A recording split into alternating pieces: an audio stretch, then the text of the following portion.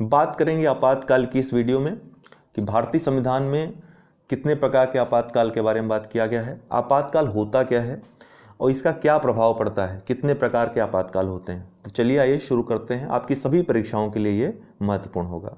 भारतीय संविधान के भाग 18 में अनुच्छेद 352, 356 और 360 में 3 प्रकार के आपातकाल की बात की गई है। पहला जो प्रकार है राष्ट्रीय आपातकाल इसको कहते हैं। इसमें युद्ध, बाह्य आक्रमण और सशस्त्र विद्रोह के आधार पर राष्ट्रीय आपातकाल घोषित किया जाता है राष्ट्रपति के द्वारा। अनुच्छेद 356 ये राज्यों में संवैधानिक तंत्र के फेल होने पर जब राज्यपाल रिपोर्ट देता है उसके आधार पर राष्ट्रपति शासन लगाया जाता है, तो ये राज्य आपातकाल भी इसको बोलते हैं। अनुच्छेद 360 जो कि अभी तक आज तक लागू नहीं किया गया है भारत में, यह वित्तीय आपातकाल की बात करता है। जब देश जो है गंभीर आर्थिक अस्थिरता के जो दौर से गुजर रहा हो, गंभीर आर्थिक संकट से गुजर रहा हो, तो आर्थिक आपातकाल, वित्तीय आपातकाल लागू किए जा सकते हैं। इसमें विभिन्न प्रभाव पड़ते हैं। जो प्रभाव पड़ते हैं, कितना इनका समय होता है और किस आधार पे लागू होते हैं, ये सब हम पढ़ेंगे एक एक करके। तो 352 जैसा कि हमने कहा कि युद्ध, बाह्य आक्रमण और सशस्त्र विद्रोह। सशस्त्र विद्रोह शब्द यह 44वें संविधान संशोधन 1978 के द्वारा संविधान में जोड़ा गया। पहले मूलतः संविधान में आंतरिक अशांति शब्द का प्रयोग था। तो आंतरिक अशांति शब्द का प्रयोग था, इसका दुरुपयोग जब हुआ, इसके आधार पर जब जबरदस्ती आपातकाल लागू हुआ, तो बाद की जो सरकार आई उसने आंतरिक अशांति के आधार पर सशस्त्र विद्रोह को जोड़ दिया इसमें। ठीक है, तो 352 3 आधारों की बात करता है, युद्ध, बाह्य आक्रमण, सशस्त्र विद्रोह। ये पूरे देश में भी लागू हो सकता है और देश के किसी भाग में भी लागू हो सकता है, दोनों प्रकार से लागू हो सकता है। अब सबसे पहले प्रश्न उठता है कि राष्ट्रीय आपातकाल का मूल अधिकारों पर क्या प्रभाव पड़ता है। मूल अधिकारों पर क्या प्रभाव पड़ता है इसका, तो इसका वर्णन 2 अनुच्छेदों में दिया गया है अलग से, अनुच्छेद 358 और अनुच्छेद 359। दोनों को ध्यान से पढ़िएगा, दोनों में अंतर क्या है। अनुच्छेद 358 क्या होता है, जब आपातकाल युद्ध अथवा बाह्य आक्रमण के आधार पर लगाया जाए तो अनुच्छेद 358 ये इसकी प्रासंगिकता तब होती है।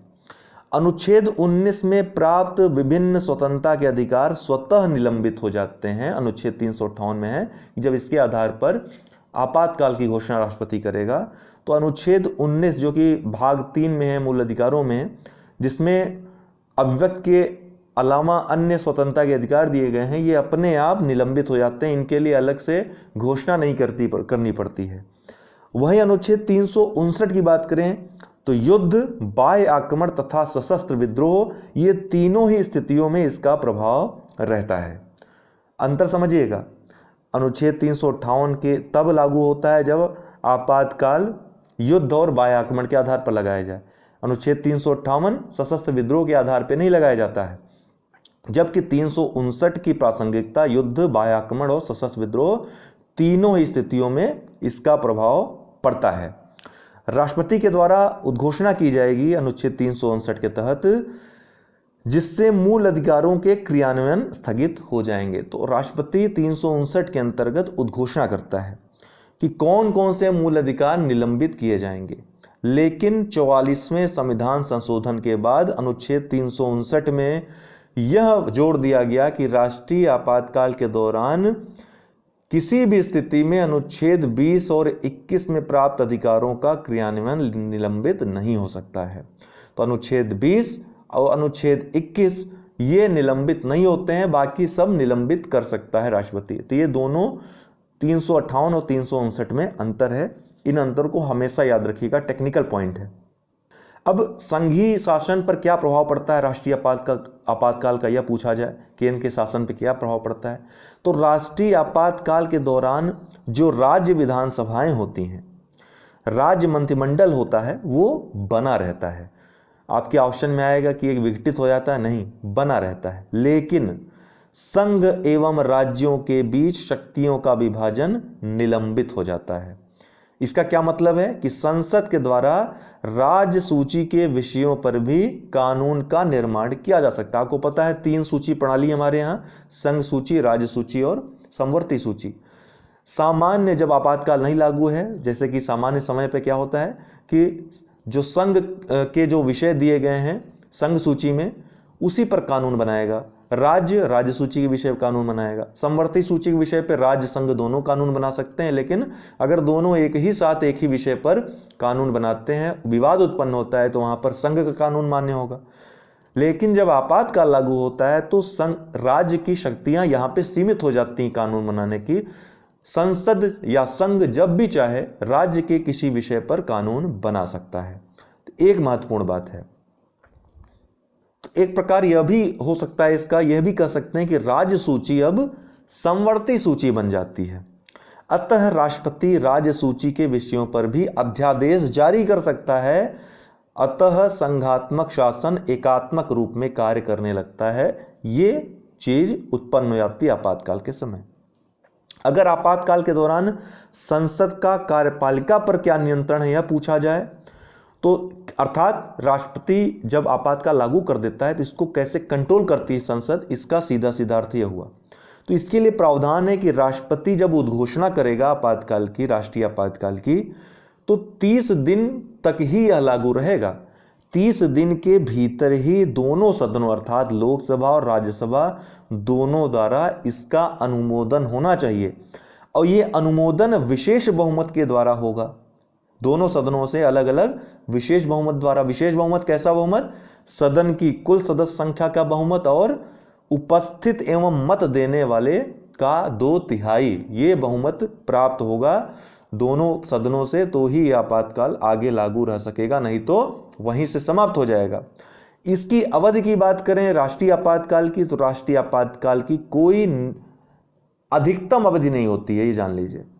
परंतु प्रत्येक 6 माह में सदन के द्वारा विशेष बहुमत से, जैसा हमने बताया, इसकी अवधि बढ़ाई जा सकती है। तो अनिश्चित काल के लिए लागू किया जा सकता है ये आपातकाल। इसके अलावा यदि राष्ट्रीय आपातकाल की उद्घोषणा हो और लोकसभा ने 30 दिन के भीतर उद्घोषणा न की हो, तब क्या प्रश्न होता है, तब क्या उत्तर होगा आपका? तो आपका उत्तर होगा, या इसमें एक और प्रश्न जोड़ाया कि लोकसभा उसी दौरान भंग हो गई हो। क्योंकि लोकसभा भंग नहीं है तो उसको तो 30 दिन के अंदर अनुमोदित करना अनिवार्य है, नहीं करता है तो उद्घोषणा समाप्त हो जाएगी। लेकिन मान लीजिए 30 दिन की अवधि में लोकसभा ही भंग हो गई, तब क्या होगा? तब लोकसभा का नया चुनाव करवाना पड़ेगा और उस अवधि में राज्यसभा इसे अनुमोदित कर दे 30 दिन की अवधि जो है। और जब पुनर्गठन हो लोकसभा का तो अपनी पहली बैठक की तिथि से 30 दिन के भीतर लोकसभा इसका अनुमोदन कर दे तो यह लागू रह सकेगा। ठीक है ना? अच्छा, अब ये तो हो गया लागू करने की बात, प्रभाव की बात। तो आपातकाल समाप्त कैसे होता है? तो इसमें मुख्यतः 2 बातें हैं। पहला, मूल संविधान में राष्ट्रीय आपातकाल की उद्घोषणा एवं उसे समाप्त करने की शक्ति किसको दी गई है? राष्ट्रपति को दी गई थी। किसको? राष्ट्रपति को। लेकिन पहली बार जब जनता पार्टी सरकार बनी 1978 में तो 44वां संविधान संशोधन किया और इसके द्वारा आपातकाल को समाप्त करने की शक्ति लोकसभा को भी प्रदान कर दी गई। बहुत महत्वपूर्ण बात है। लोकसभा के द्वारा राष्ट्रपति अथवा अध्यक्ष जो स्पीकर होता है उसको पत्र लिखकर सदन के समक्ष यह प्रस्ताव लाया जा सकता है जिसके लिए लोकसभा के 1/10 सदस्यों का समर्थन आवश्यक है कि आपातकाल अब खत्म हो जाए, और लोकसभा के द्वारा यह प्रस्ताव सामान्य बहुमत से पारित हो जाए तो आपातकाल की समाप्ति हो जाएगी। सामान्य बहुमत याद रखिएगा। तो 2 बातें, एक तो लोकसभा को जो शक्ति दी, पहली बात 44वें संविधान संशोधन 1978 के द्वारा। इसके बाद क्या कहा गया कि लोकसभा द्वारा राष्ट्रपति अथवा स्पीकर को एक पत्र लिखा जाए और सदन के समय राष्ट्रपति और स्पीकर में अंतर मैं इसलिए कह रहा हूं कि जब सत्र नहीं चल रहा हो तब राष्ट्रपति के पास ऐसा कोई प्रस्ताव लाया जाए, और जब सदन चल रहा हो, सत्र चल रहा हो, तो स्पीकर के पास पत्र लिखकर सदन के समक्ष यह प्रस्ताव लाया जा सकता है। लेकिन इसके लिए जरूरी है क्या? लोकसभा के 1/10 सदस्यों का समर्थन हो और बाद में लोकसभा के द्वारा यह प्रस्ताव जो लाया जाए सामान्य बहुमत से पारित हो जाए तो आपातकाल समाप्त हो जाएगा तभी से। 44वें संविधान संशोधन के द्वारा 2 और महत्वपूर्ण बदलाव किए गए। पहला बदलाव कि राष्ट्रपति की आपातकाल की उद्घोषणा के लिए कैबिनेट की लिखित सलाह होनी चाहिए। केवल सलाह भर पर्याप्त नहीं है, कैबिनेट की लिखित सलाह होनी चाहिए आपातकाल लागू करने के लिए। दूसरा कि राष्ट्रीय आपातकाल के प्रावधान न्यायिक पुनरावलोकन के दायरे में रहेंगे। अनुच्छेद 137 के तहत सुप्रीम कोर्ट इसका न्यायिक पुनरावलोकन कर सकता है। अब अनुच्छेद 356 की चर्चा करेंगे, जो राज्यों में राष्ट्रपति शासन लागू किया जाता है। देखिए, अनुच्छेद 356 का आधार कहीं न कहीं अनुच्छेद 355 में छिपा हुआ है। अनुच्छेद 355 में क्या कहा गया है कि संघ या केंद्र सरकार का दायित्व है कि वह प्रत्येक राज्य की आंतरिक अशांति या गड़बड़ी और बाह्य आक्रमण से सुरक्षा करेगा। यह दायित्व केंद्र सरकार को सौंपा गया है। इसी का एक प्रकार से विस्तारित रूप आपको देखने को मिलता है राष्ट्रपति शासन के रूप में। यदि राज्य का शासन संवैधानिक तंत्र के अनुसार संचालित नहीं है तो राज्यपाल की सलाह से या रिपोर्ट से अथवा स्वयं राष्ट्रपति द्वारा, याद रखिएगा जरूरी नहीं राज्यपाल सलाह दे ही, स्वयं राष्ट्रपति भी संज्ञान ले सकता है और संवैधानिक तंत्र की विफलता की घोषणा कर सकता है राज्य में, जिसे लोकप्रिय रूप से राष्ट्रपति शासन कहा जाता है, क्योंकि राज्य के शासन पर समूचा नियंत्रण तब राष्ट्रपति का हो जाता है। यही है आपका अनुच्छेद 356, आर्टिकल 356। ये भी एक संविधान के सबसे विवादित प्रावधानों में से एक प्रावधान है। संवैधानिक तंत्र की विफलता का आशय क्या होता है?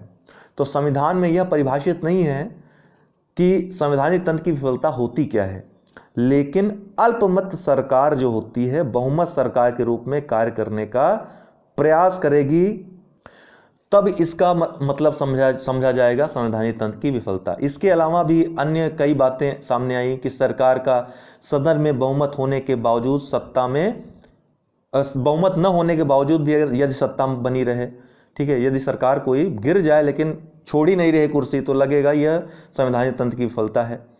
6 महीने के भीतर विधानसभा का कोई सत्र आयोजित न किया जाए अथवा विधानसभा में अनुदान की मांग पारित न हो पाए, ये सभी स्थितियां संवैधानिक तंत्र की विफलता दर्शित करती हैं और सर्वोच्च न्यायालय, उच्च न्यायालयों के फैसले में भी कई बार ये चीजें सामने आती रही हैं।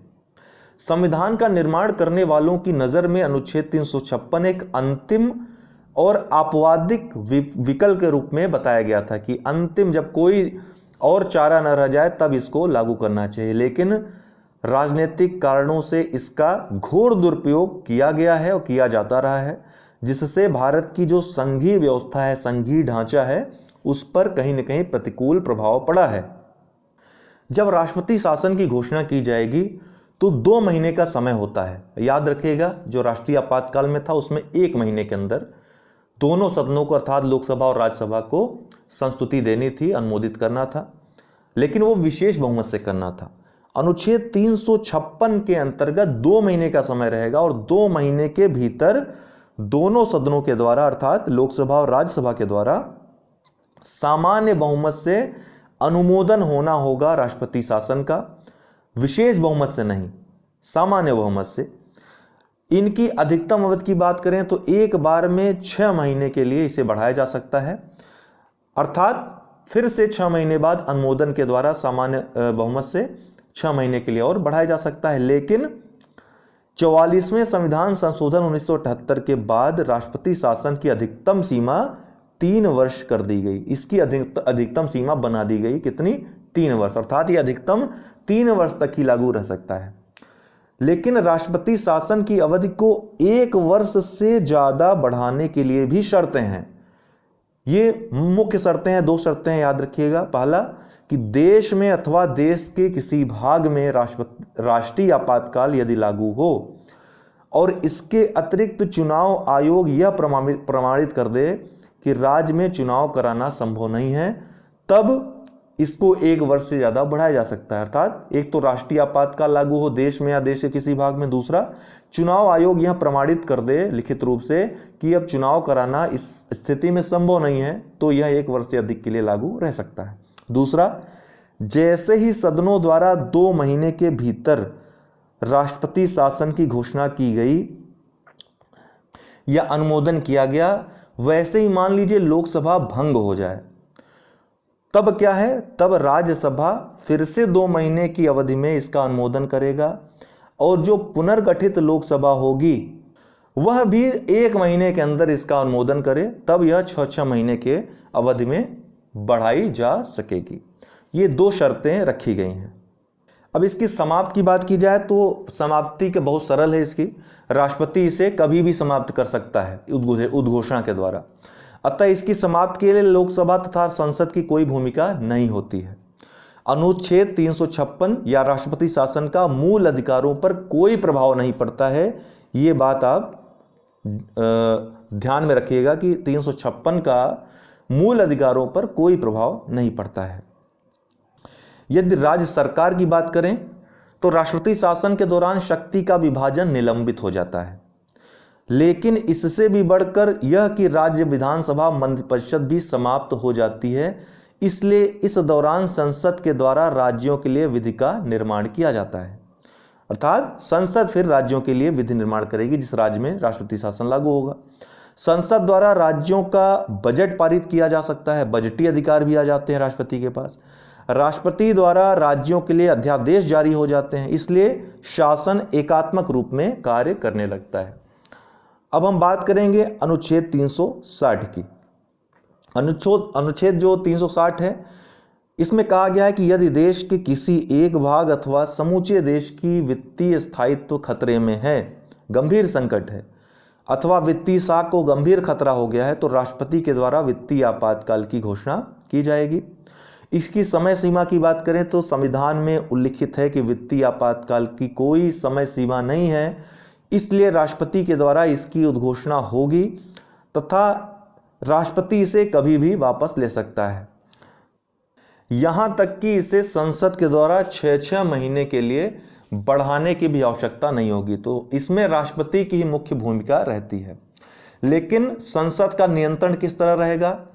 पहली बात कि राष्ट्रपति द्वारा वित्तीय आपातकाल की घोषणा के बाद दोनों सदनों के द्वारा 2 महीने की अवधि के भीतर इसका अनुमोदन सामान्य बहुमत से होना चाहिए। तो जैसे राष्ट्रपति शासन में आपने 356 देखा, ठीक उसी तरह वित्तीय आपातकाल में 2 महीने की अवधि में संसद के दोनों सदनों के द्वारा सामान्य बहुमत से यह अनुमोदन होना चाहिए। लेकिन आपातकाल की उद्घोषणा के दौरान यदि लोकसभा भंग हो चुकी है तो 2 महीने की अवधि में राज्यसभा द्वारा इसे अनुमोदित कर दिया जाए और जो पुनर्गठित लोकसभा है वह अपने पहली बैठक की 30 दिन के भीतर या 1 महीने के भीतर इसका अनुमोदन कर दे। तो वित्तीय आपातकाल और जो आपने राष्ट्रपति शासन देखा 356, संसद का नियंत्रण देखा जाए तो लगभग समान है। वित्तीय आपातकाल का संघीय व्यवस्था पर क्या प्रभाव पड़ेगा? अगर ये हम बात करें तो संघ राज्य के बीच केंद्रीय करों का विभाजन विघटित कर दिया जाता है। तो केंद्रीय करों का जो विभाजन होता है वो खत्म या विघटित कर दिया जाता है। संघ के द्वारा राज्य को दिया जाने वाला अनुदान भी निलंबित सस्पेंड कर दिया जाता है। इसके अलावा राज्य सरकार द्वारा निर्मित बजट को राज्यपाल राष्ट्रपति की राय के लिए आरक्षित कर सकता है। तो ये 3 प्रभाव पड़ते हैं। अन्य प्रभावों में देखा जाए तो वित्तीय आपातकाल के दौरान राज्य विधानसभाएं तथा जो राज्य मंत्रिमंडल होता है वो बना रहता है, लेकिन संघ राज्य के वित्तीय विभाजन निलंबित हो जाते हैं। इसके अलावा संघ और राज्य सरकार के अंतर्गत कार्य करने वाले किसी भी अधिकारी या कर्मचारी के वेतन व भत्तों में कटौती की जा सकती है, जिसमें उच्चतम न्यायालय और न्यायाधीशों के वेतन व भत्ते में कटौती भी शामिल है। अक्सर ये पूछ लिया जाता है। तो उम्मीद है आपको ये वीडियो पसंद आया होगा। आपकी किसी भी परीक्षा में, प्रीलिम्स में, मुख्य परीक्षा में यहाँ से प्रश्न आएंगे, जो गूढ़ प्रश्न होंगे आप अब हल कर लेंगे, ऐसी मेरी उम्मीद है। इसमें मैंने कोई ऐतिहासिक तथ्यों का वर्णन इसलिए नहीं किया है ताकि आपको प्रावधानों के बारे में मालूम हो। बाकी चीज़ें फैक्ट हैं वो फैक्चुअल वीडियोज़ में आ जाएंगी। तो वीडियो पसंद आया हो तो लाइक शेयर अवश्य करें। बहुत बहुत धन्यवाद।